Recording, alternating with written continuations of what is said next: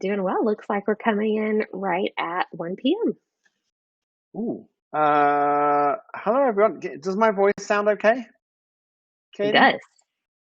Okay, because yours sounds a little crackly and Star Wars like, but Oh, anyway, yeah. Anyway, hello everyone. It's 1 o'clock. Yay! New Real Plans webinar today, talking about saving money. My name's Antony Bartlett. I'm the CEO and co-founder of Real Plans. Built the whole thing with my friends, and this is Katie, the Chief Operating Manager. She is involved in all things, and she's the one that sounds a little bit like a robot. Maybe it's just to me, but that's what's going on. But she doesn't look like a robot, obviously. But she's involved in all the pies, got a finger in all the pies, and is doing all kinds of things. I need to send you one of these hats, Katie, so that you can. Would you wear it if I sent it to you?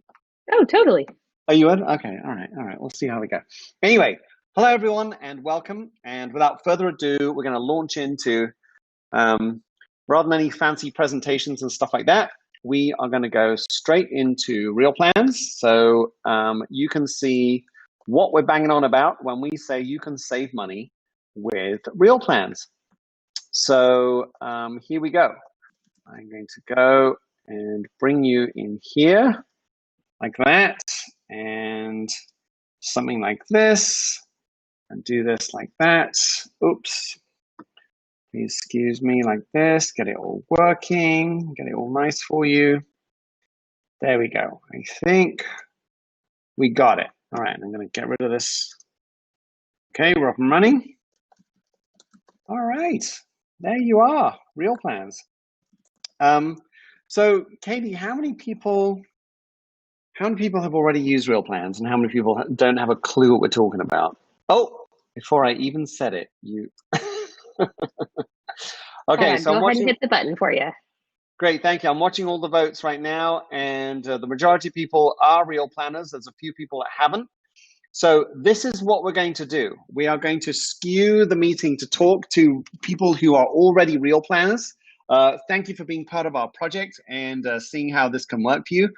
And how we can save you money. And then towards the, like about 10 minutes in or something, I'm going to scale back. And for the folks who aren't part of Real Plans, I'm going to show you a broader picture and show you in context what I'm talking about. But everybody, welcome. Let's have a look to see what we got. So this obviously is Real Plans. There's my farm box. And you can see here that I'm able to create my meal plan. Now, all of you have gone in and you've created a specific diet. I'm set up as a Whole30er right now. I'm set up as a with a specific diet. In this case, I'm Whole30, and I've also changed, who I want to be and how I want to do it. And I'm changing, how many recipes I want to cook each evening and whether I want leftovers and what have you. So let's just scale this back a little bit. I'm going to say I want to cook 3 recipes of an evening. I want some leftovers. I'll have leftovers from dinner. Off I go. I save this and then update my plan. So this is my whole 30 plan. And here it is, and off I go. I'm starting on Monday, July the 13th. So very good. We've already established that this is how a meal plan should work. How do we save money? Well, there are many ways of saving money when it comes to real plans. Now, the most probably exciting one, the one that I want to present to you, because I don't know about you, but Katie, this is like just a crazy time for everybody. Katie has had her kids. How long have you had your kids at home? Since the beginning of the pandemic, right? Oh, yeah, that must have been the beginning of March, I think. Yeah, beginning of I quit March. counting. Yeah, me too. They've been with me 4 months. When we moved into the summer vacation. I was like, what are we vacationing from? But it's been insane. And one of the things I've been trying to do is trying to avoid going to the store too many times, to kind of improve social distancing and to just be super efficient when I do shop and all that kind of stuff. And we created this thing called My Pantry. And what it does is you put in to Real Plans the ingredients you already have. So look, you see this icon here? If you're on a desktop, we haven't put it into the mobile yet, but on the desktop, if you log in, you just go here. And by the way, to get into the desktop, in case you've never logged into the desktop, you just go to realplans.com and then you click up here, click on meal planner or what have you, and then it'll take you to the right page to log in. Same credentials as your iPhone app or Android app. Now in here, what you do is you put in the ingredients that you've already got, and then we tell you what recipes you can already make. Now, when I say that, there's a few things that we've done in order to come up with that logic. Now, let me show you what I mean by that. So if I go into meat, seafood, and by the way, these pantry ingredients are going to adhere to the diet that you've created. So you're not going to find, do you have any granulated sugar in your pantry when you're on the Whole30? Because we're assuming, right, that you're not interested in putting in that kind of ingredient into your pantry. So if you're vegetarian, you're not going to have a meat section, for example. So, okay, here we go. I got some meat here. Now, look at the questions we're asking. We are not saying to you, do you have some ground pork, ground beef, ground that? No. Even if you click on this question mark here, what we're doing is we're consolidating ground meat and putting it into one tick. Now, why is that important? Well, if you think about all of the recipes that you kind of come across, right? Let's say you have like ground beef. What do you do with your ground beef? You add, I don't know, if you're anything like my house, we chop up an onion, chop up the onion, we put some ground garlic in there, some ground onion, put it all together, boof, ground beef. But there's so many other things you can do with ground beef. And also, if you check out ground lamb recipes and you swap out and substitute the ground beef, maybe you're going to do a Greek number and you happen to have the spices already to make that happen and all that jazz. So it basically allows you to be a bit of a superstar and come up with lots of different treatments for ingredients that you already have in your kitchen. Isn't that cool? I don't know. I think Katie came up with that, probably. Katie comes up with most things. But we built it anyway, and it's been super useful to a lot of people because you just get sick and tired of having the same things. Now, why is that saving you money? Because you're not going to the store. You're literally not going to the store. You're basically reusing things that you have in the freezer or something like that and inspiring everyone to eat a slightly different recipe. Now, I also have something to add how it's saving money. Oh, I yeah. typically can find some kind of ground meat on sale and I buy it when it's on sale, but then after a while you're like, oh my gosh, if I have hamburgers one more time, I'm going to lose my mind. So I love the idea that there's something in there to help me substitute in all the different ground meats and I can use them anytime I have a sale on one specific one. Yeah, it's a good point. So, Katie, I don't know, maybe it sounds perfect for everyone else, but what Katie's saying is that if you see something that's on sale, so you have like the ground beef or the ground whatever, you can simply just bulk buy that lot, stick it into the freezer, and then know that Real Plans is going to give you a whole host of different ways of treating treatments for that thing. So let's have a look to see what else happens here. So we're saying that based on these, I've put in I've put in some produce in here, you see, carrots, garlic, mushrooms, parsnips. I said I have some eggs, and I said I have some light cooking oil. So with that, we said there are already 24 available recipes. And all you do is you just click on that, and then we show you all the things that you can make. And you can still, now the origin says my pantry. You can still say, just show me the entrees. And then there you have like all the things that you can make with the ingredients that you have, right? So there's an example. There are the lamb burgers that I was talking about earlier. So here are the lamb burgers. This is saying, well, maybe you could make the dried mint. Now, what do we mean by you can make this recipe? Well, what we're saying is that you said you had ground meat. And we're saying, well, some of these things you might not have, but you may. You may have some cumin stuck back there in the herb.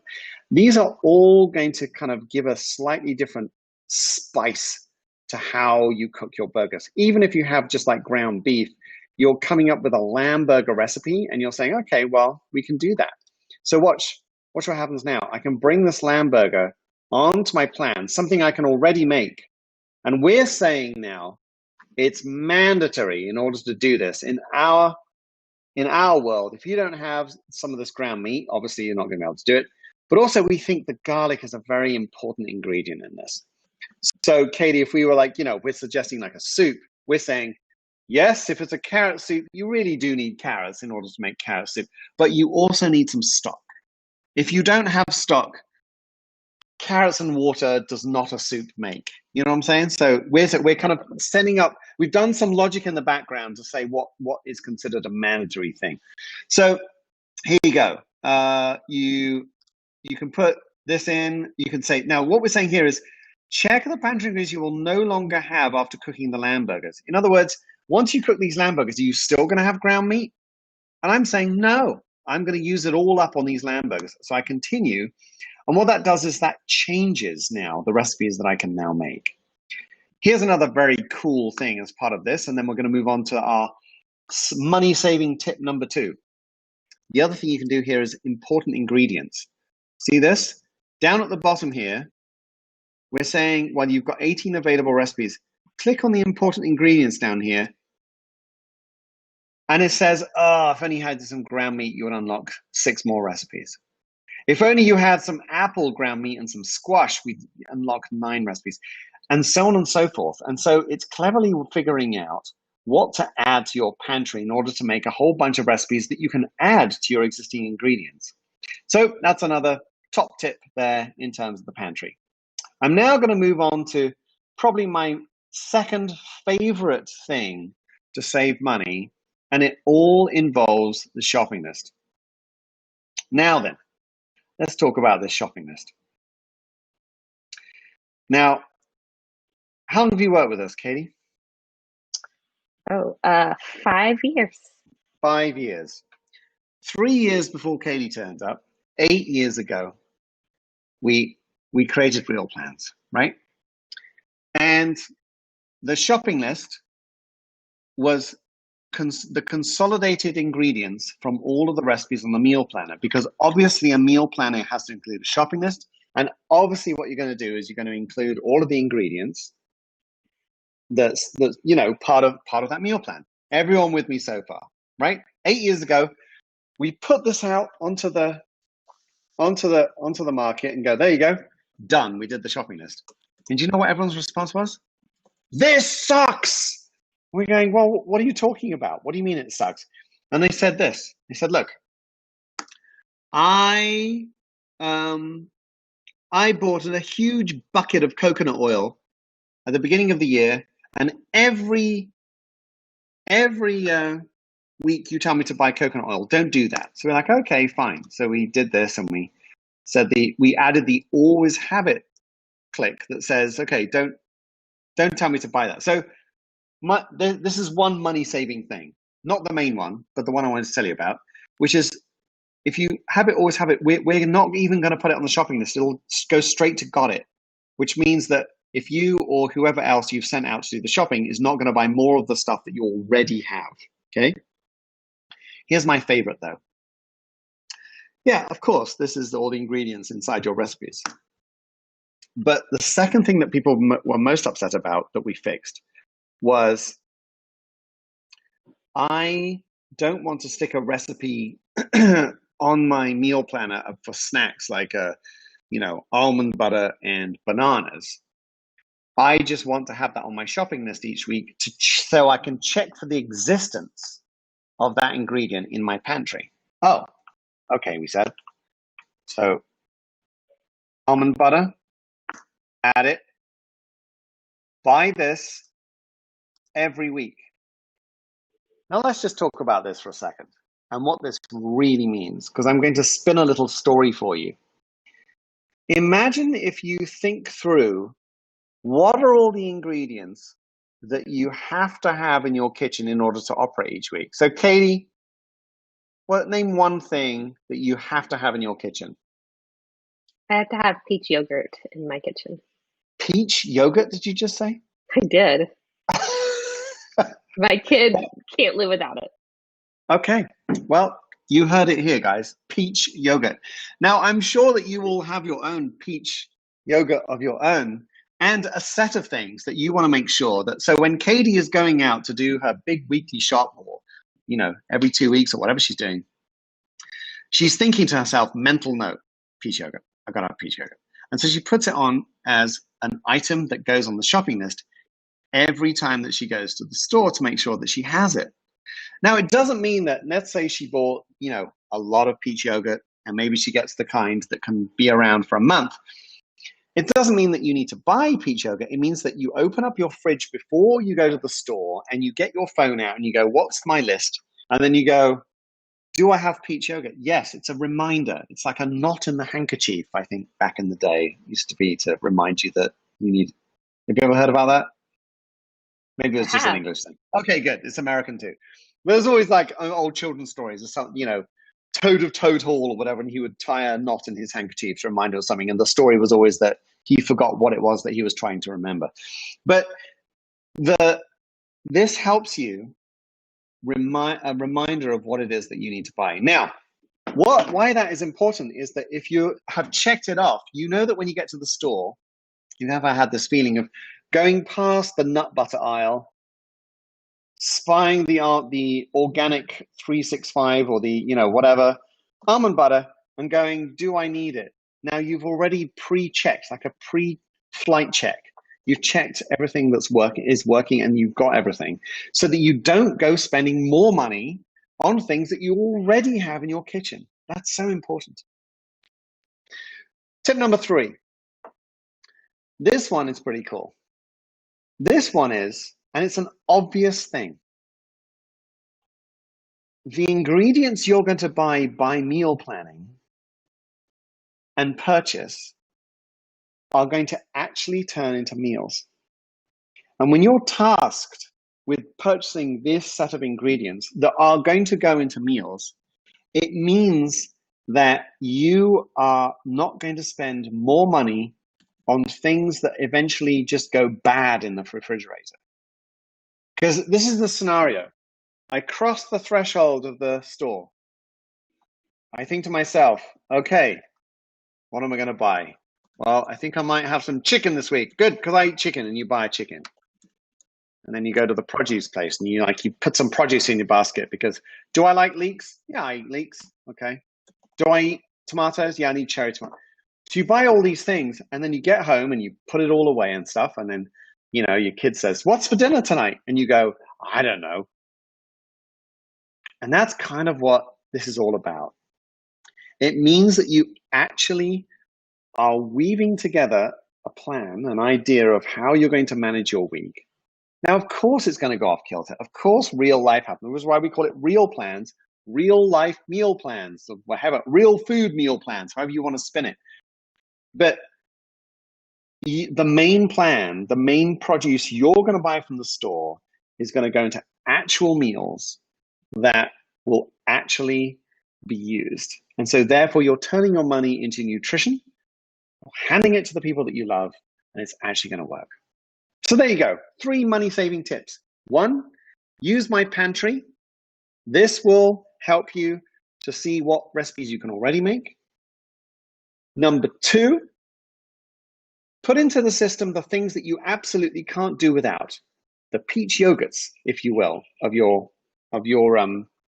kitchen, in order that you can make sure that you have everything stocked correctly. Like snacks for the kids, salami slices, cheese slices, carrots, whatever, like things that go-to snacks that people are going to go to the fridge. They're going to go to the cookie jar. You go, no, I got you snacks. Go to the snacks. And they go and get more healthy snacks, or you chop up a cucumber, or you do some stuff, or you just, you get some raisins and some celery and you do like ants on a log, something, anything, but a whole bunch of packet sugary nonsense. And so you're helping everyone to managing. So not only your meals, but all your snacks and everything are all contained in that shopping list. The third thing is stick to the shopping list. So now that you've made a plan and you've decided what you're going to buy, when you get there, you don't go into, I got to buy all the things. And you start kind of just bulk buying lots of stuff just because you recognize the packet. Oh, seaweed. Okay, well, you don't, maybe you're not going to have the this or the that or the what have you. Be specific about what you're going to buy. Seaweed. I don't know where I came up with that. Anyway, so that's it. That's my money saving tips. Thank you. Those of you who are already on real plans, thank you for staying. But I'm now going to shift gears unless Katie has some questions. I have questions and money saving tips. Ooh, okay. So I wanted to talk about mine. So if you go back to the meal planner, one of my favorite money saving tips is using leftovers. So it's super tempting. Do I still sound like a robot? You do to me. I don't know. I mean, I still understand you. I mean, I could just reiterate.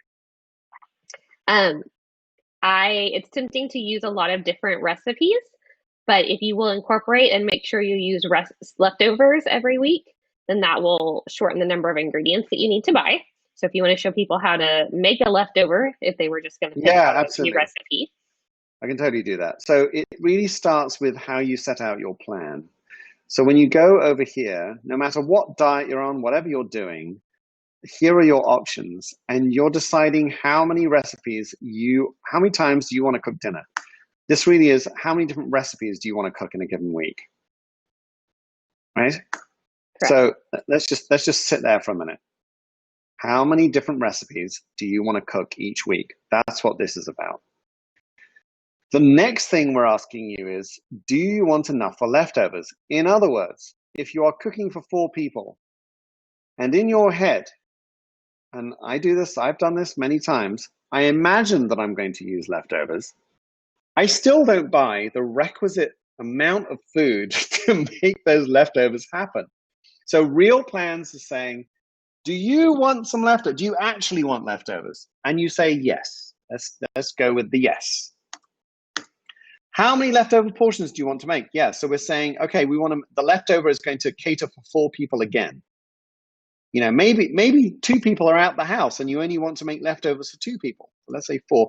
And then how many times do you want that leftover?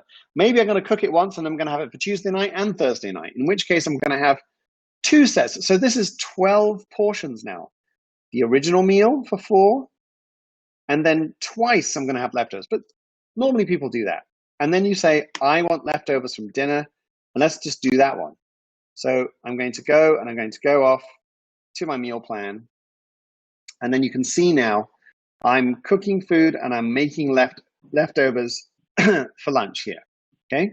Now, let's say that these delicious lamb burgers, and I don't know, I'm going to have, Katie, I watched a video on how to grow beets last night. Oh, that's exciting. I really want to grow my own beets. I'm going to do it this year too. I'm going to grow my own beets. And then the guy who's doing is chopping up his own beet. They're all so crunchy and stuff, like fresh beet. I totally want to make my own beets. Anyway, okay. So here's my lamb burgers and beets. Sounds weird, but I bet it's delicious. Now, maybe I want to make some extra lamb burgers. Watch. I drag this guy and I move it over here like this. And I have the option to either move the recipe or create a leftover. Like that. So I can do the same to the beets because I'm going to have so many from my garden. There's going to be one leftover. Now there's another way of doing this where you can add a leftover like this.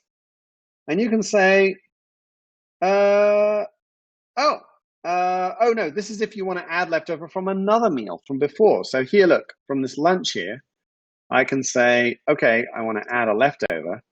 You can pick anything from the previous thing and you can add leftovers and you can bring it in to here. And then it'll add the leftovers from the previous time here. So now look, lamb burgers are here and here. I'm cooking lamb burgers for 4 people, which means that I'm now cooking lamb burgers for 12. And there you have it. Katie, what else you got? Well, so my next favorite tip is one of the biggest struggles with meal planning is you'll have all your recipes, and then when you get done with the week, you have half a bunch of kale and three onions left, let's say. And so I go into the next week before I actually do my shopping. And if those ingredients aren't already in the meals planned, I use the recipe box to search for recipes so I can use up the rest of the produce or whatever I have in my fridge that I use Okay. like half of, but not all of. Let me show them that. Okay, so um, let's go to the following week here. So this is how I go to the next week. So Real Plans is now thinking about your schedule and everything else, and has made all this food. And you go, oh, this is delicious. But you had Well, lots of beets left because you bought a bunch of them. I think lots they of what come up left? like a bunch Say it of again. beets. I can't understand. Say it again. Oh, A lot. beets. Beets. Oh, haha. The ones you're growing. I know. I see where you're going now. That's good. That was good. Okay, so the beets. So now I can put in here beetroot. Because I can put in an ingredient and it'll now show me there are, is how I spelled beetroot incorrectly? You just call it beet. Oh, I got to call it like a beet, like, oh, beets with an S. We're very formal in England. There we go. So there we go. Anyone from England listening? My mum's on the call right now. Use the American beets, not beetroot. Okay, so there we go. So now you have this, you have lots of things that involve beets. Now, you may not have all of the ingredients for the beet salad. Maybe you don't have any, you're not growing strawberries that year. But it's on the Whole30 package. This is all a good thing. Fantastic. Let's put that, and I'm going to schedule that for next Wednesday lunch schedule. And there's the beet salad there. See? Now, when I go to my shopping list now, it says get the beets. And I go, I've already got the beets. Check them off. But the everything else that was in, the 2 cups of strawberries, are now in your shopping list. And so quite rightly, you're using up the beets that you have. And of course, now the rest of the recipe is in there. So there you go. That's a great money-saving tip. Thank you. Absolutely. And I do have some questions if you're ready for those. I'm ready. Let's go. All right. So Michelle says that sometimes when she can't find all the ingredients in the store, she gets overwhelmed and doesn't know how to solve that problem. When she gets to the store and doesn't know what to do, what would Right. you Like do? if there were no beets at the store. Oh, if there are no beets at the store. Okay. Yeah, I get the same thing. Sometimes I get a little overwhelmed with what's going on. Now, what you can do, I think the best thing for that is, here's what I would do. I've actually not been asked that question before, so I'm just gonna tell you what I would do. So I'm going to mirror because I'm assuming I'm at the store and I'm using my phone, right? So I'm going to go, and here I am. And so you're now seeing my phone, right?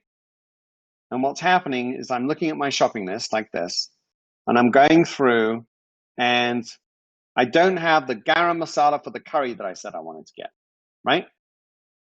So what I do is I click on the garam masala, and I have a look to see what it's being used in, like so. And then I look at that recipe and I go, the lamb curry. And I look at this and I decide whether or not this is really something that I really want to do. You know what I'm saying? And As then in you might not want to cook the recipe, or you might not need the ingredient.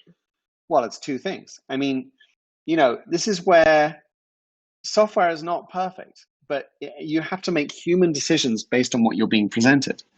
But I think that there are 2 options at that point. One, do I have everything else? And do I know that, do I really need the garam masala? Maybe the cardamom pods and everything will just make it fine. Great. Or I have a little bit of, curry spice sitting at home. That's fine. And then I don't have to buy it. And then what I can do is I can go back to my meal planner and just remove that recipe.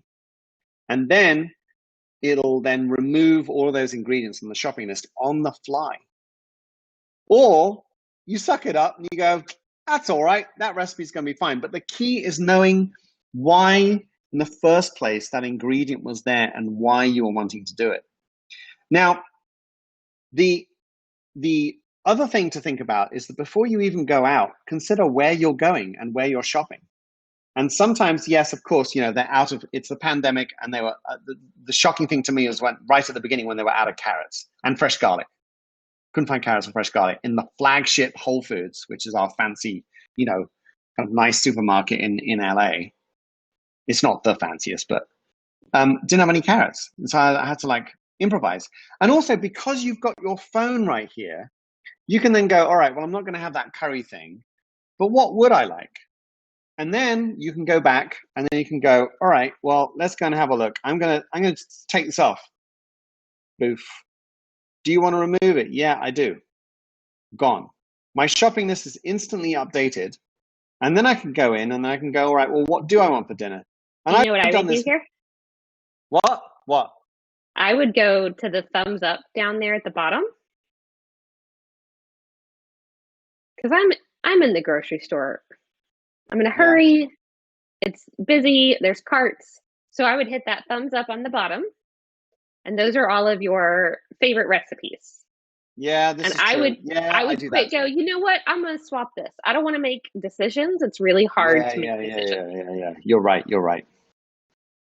Yeah, that's a good way of thinking. That's actually, I do that as well. I go through my favorites because I like, these are all the things that I like to eat. These are the things that I do. We have scalloped potatoes more times than I care to admit. But you could just go, I'm just going to go chili. And then you can add the chili and put that into, like, there's this week, there's next week. If you're shopping next week, don't forget to put it in next week. But you basically can then put it in where you want, and then you're up and running, and then you're off. And then you've added the recipe into where you go, oh, put it in the wrong day. That's all right. I just grab it, and then I'm going to stick it up here and put it into my steam right next to my steam rice. There we go. And I've replaced it now. So it's also designed to be used, a tool that's used on the fly. If everything starts going wrong and it's not going how you want, then you can actually change things and still have a plan and still have the ingredients going back. That was a very long way of answering that question, but I hope that helps. I think it did.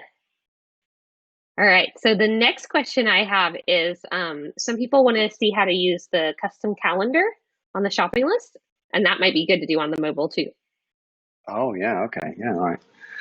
Custom calendar on the shopping list. Now, this is a very interesting and contentious thing that we talk about. But basically what we're saying is, if you are wanting to shop, there's two things that we thought about with this custom calendar.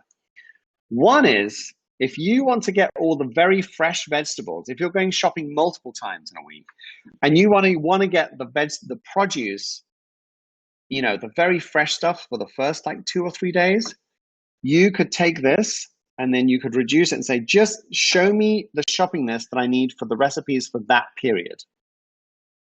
The other way of thinking about it is, if you have gone ahead and planned the next 2 weeks, you can select those dates and you would see, for example, all the meat that's being called for, the frozen produce, and you'd be able to get all of that in advance. And it would see a consolidated shopping list that would show you everything that you needed to get for that period, which then when you come to doing the meal plan the next week, it says you've already got that ingredient for that week.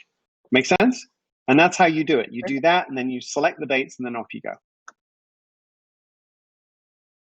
Awesome. And then I have one more question, and I think that wraps up my questions. Oh, look, there's the custom date range, by the way. Look. Oh, very nice. Anyway, okay, what else you got? So I have someone asking about 2 diets. So they eat both paleo and vegan. So like maybe on Monday they want to be paleo, but on Tuesday they eat vegan. And they're curious how they can do that.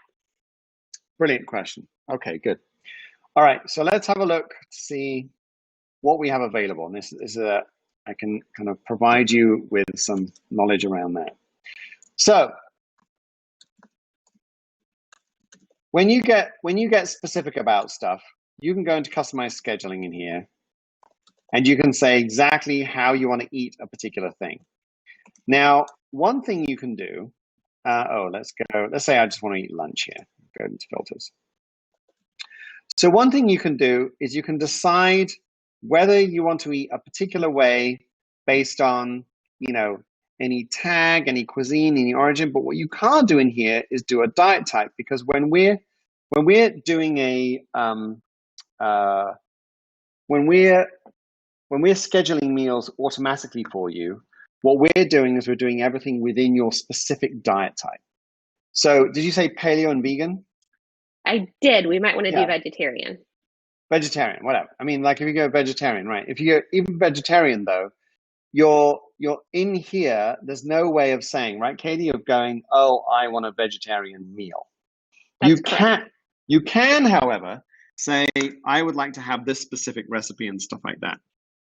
The way to make that work is to only have it automatically schedule, let's say, the paleo meals. And then you simply go over to the planner and then you change things up. You do this. You go to diet type here, you see. Take off my diet, which will be whatever diet you come up with. And you say, show me all of the vegetarian stuff. And then you have a look through here. Let's go vegetarian entrees. There we go. And then you're up and running. And then what you're doing then is you're grabbing vegetarian food and you're interlacing it as many times as you want, creating leftovers and everything, just like you did before. Now, if you really like this meal plan that you just created, you can create that as a basis and you can copy, look, you can copy meal plans like, I like this so much, I'm going to make it the week after the next one. And then you can change a couple of things around and do it that way. So there's lots of ways of working with it. We were talking about like setting up profiles and having, Mr. Brown eats paleo, Mrs. Brown eats vegetarian, Junior Brown eats this, and put it all together in a meal plan. We just couldn't bend our heads around that. It was just too complicated. And it was going to be too complicated to use too. So that's what we do. We recommend that you have the real plans automatically deploy, one diet, and then you come in and you change the diet type on the meal planner, and then you put in the ones that you want. Those are all the questions I have for now. Thank you, Ms. Robot. Thank you very much for the questions and everything else. Now, we've gone through and actually covered pretty much everything to do with real plans at this point in terms of how you do stuff with the diet and the schedule and the minute plate and meal plan. Does anyone still have questions who's never used real plans before and wants to hear a little bit about, more usage or anything like that? Otherwise, we're already 40 minutes in and we can call it quits. Let's see. I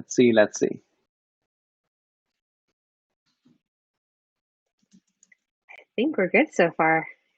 I think we're good. Wonderful. All right. Well, thank you, everybody, for your time. I hope everyone's doing well, and we'll figure out the sound thing for next time. That was a bit weird, but it's all good. It's part of making things happen. Hope this has been helpful. See you around, and hope you save lots of money. Take care.